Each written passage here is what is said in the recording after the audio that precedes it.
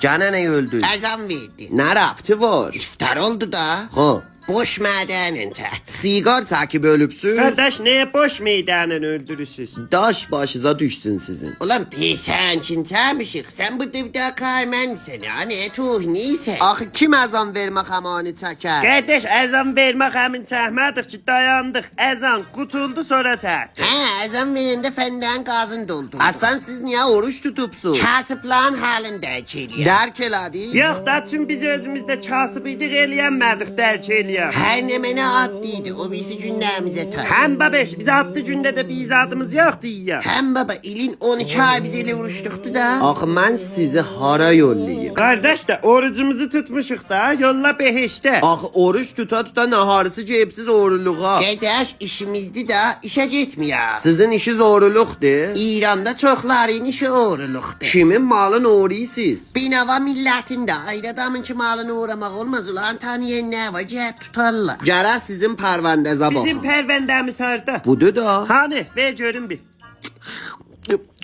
Neynədin? Ne meneni neynadı? Pərvəndəni. Kardeş ne pervenden? Kardeş tevahüm verip sana bizzat meşrefiyse. Sen pervende gördün. Yo. Pervende yokmuş.